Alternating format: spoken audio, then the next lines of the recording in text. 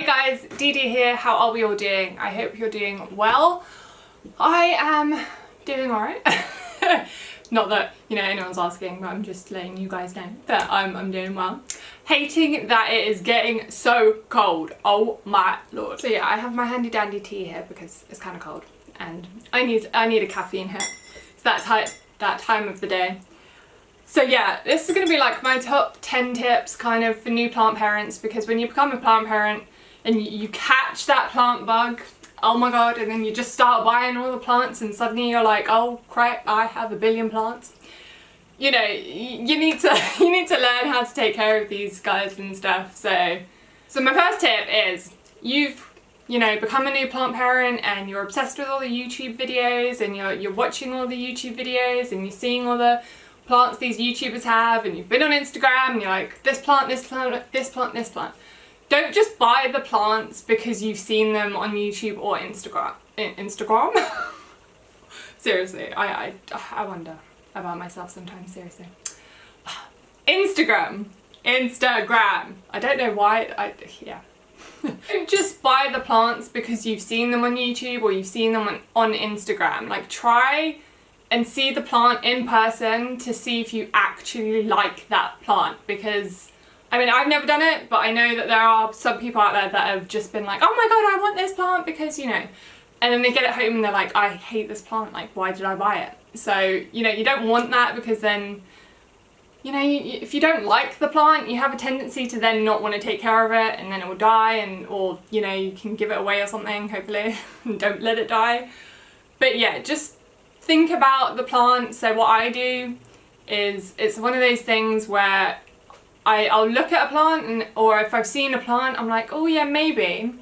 And if I forget about that plant, like after, you know, a while, I'm like, oh, you know, I forgot about it, so I don't really want it. But if it's a plant that keeps coming back into my mind and keeps coming back and I can't stop thinking about it, then I'm like, okay, this is a plant that I really like and I really, really want, and then I'll buy it.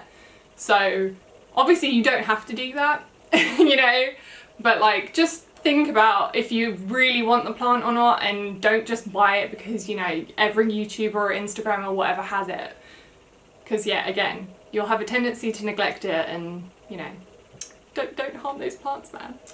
Which, okay, sorry, stirring red tea. It's still so hot. It's too hot to drink it right now, I think. But we're gonna try. Nope, it's too hot. Way too hot. So my second tip is do your research. Now, it may seem a bit weird and strange to be like, what, research houseplants?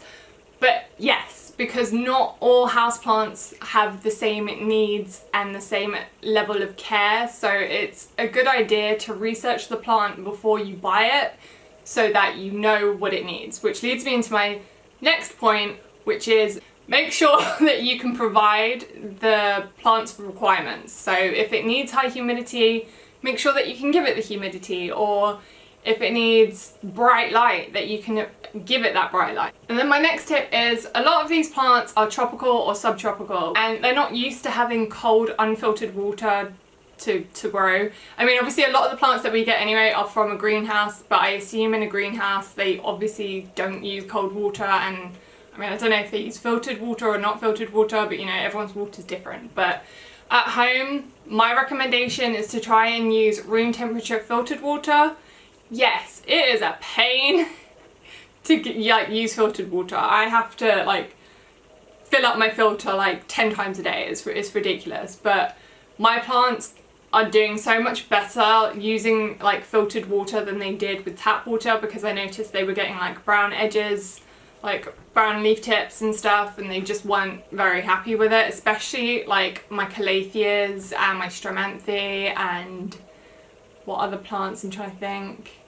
Yeah, so like those types of plants, they really hate like unfiltered water. And room temperature, yeah, again, you know, you think like rainforest vibes, the water isn't very cold, especially by the time it reaches a lot of these plants. And the cold water, if you are using cold water, it can shock them, and, you know, again, shock can be bad for the plant. It might cause them to like drop leaves and stuff, and we don't want that because, you know, we love these plants. So yeah, room temperature filtered water if possible. Now the next tip is going to be a controversial one because again, this is like a hot debate of whether misting your plants actually works or not. In my personal experience, I think that my plants like it and they do a lot better when I mist them versus when I don't mist them. So try and invest in a spray bottle. I'm trying to look for mine. So yeah, I literally picked this up for like £1 in IKEA. So, you know, I have like 4 of these now and they're all for different things. Again, filtered water in here. But yeah, just, you know, pick one of these up, and I mist my plants pretty much every morning. I just come in, I'm just like, choo choo. And that's all you have to do. If you're not into it, then, you know, you don't have to. But I mean, for like £1, which I think is not even $1 or $1, whatever, you know, it's not going to make a difference. You miss them when if you remember. If you don't, it's fine. It increases the humidity and they just like it. It's kind of like mimicking rain out in nature. So yeah, just think of it like that. So my next tip is invest in a soil meter. Now this is like meant to be a soil light pH meter. It don't really work on the other ones. So if you can just get like a soil one, get a soil one. But this really helps, especially, well, for me, I hate sticking my finger in the soil. It gets all up under my nails and yeah, I'm a city girl. I don't like being dirty. So having this is a godsend, especially when it comes to like watering your plants, because you could have, for example, like the top layer can be dry, but your roots can still be really wet. So the soil at the bottom can actually still be really wet, and then you water it again and then it's just overwatered, and then you can get root rot and things, and we don't want that. So having one of these takes the guesswork out of knowing when your plant needs to be watered. So as time goes on, obviously, hopefully you'll start to learn when your plant needs water, especially like by the weight of it. When you pick it up, you should be able to notice, oh, it's lighter, versus when you've watered it, it's quite heavy. So this definitely takes that guesswork out, and you don't have to be like, oh no, do I need to water it, do I not? I literally just stick this kind of all around. So I'll do it like here and then here, just to get like an average, because for some reason some of my plants are like wetter in one area than the other. I don't know why, because I bottom water, but you know, whatever, crap happens. But yeah, this takes the guesswork out of knowing when to water them. Next, if you have, well, not even if you have a lot of houseplants, if you have any type of houseplants, like the pothos, or where do I have it? A rubber tree. These guys attract dust like no one's business. Like, oh my lord. I literally feel like I have to dust these guys every week, because yeah, they're just like dust magnets. And you want to dust your leaves, because if you think of it like a window and there's a layer of dirt on it, this like the window, if there's a layer of like dirt or something, sun can't come in properly. It's kind of the same thing with plants. They won't be able to photosynthesize properly. Obviously they'll still be able to photosynthesize, but if you don't dust them regularly, it can also lead to like pests and stuff. So you just want to make sure that you kind of keep on top of that, maybe every week, every 2 weeks, and just, yeah, get a damp cloth and just wipe them down. It's as simple as that. So my next tip is also make sure that you check for pests, because oh my god, literally they like seemingly come out of nowhere and then they can spread like wildfire, and before you know it you can have an infestation on your hands, and then it's just even more of a nightmare to take care of. So maybe again, like whenever you go to water your plants, you're dusting your plants, or you're just around your plants, just check the leaves, you know, front and back, just have a good look to see if there is anything. Because yeah, especially if one plant has it and you know that plant's near a lot of other plants, the likelihood is that it's spread. And yeah, if you get it quick enough, then you just put it on quarantine and deal with it appropriately, and then hopefully you won't have an infestation. Because oh my lord, like some pests are just ooh. Don't be scared to fertilize your plants. I've heard so many like horror stories, like when I was first getting into houseplants, about oh my god, over-fertilization, blah blah blah. It's so bad, like it's a plant killer. And yes, it is a plant killer, so I was kind of like a little bit scared to actually fertilize my plants. But you know, I took the advice of everyone, which is heavily dilute your fertilizer. So obviously now we're kind of going into, I mean, we're in autumn going into winter. A lot of plants don't actually need fertilizing during this time, but if you are seeing new growth on a lot of your plants, or like, you know, so this is giving me, my pothos is kind of like, not that you can see it that far away, but you know, it's like popping out a couple of new leaves for me. I will fertilize it very lightly. So, you know, maybe like 1 drop into, how much is this?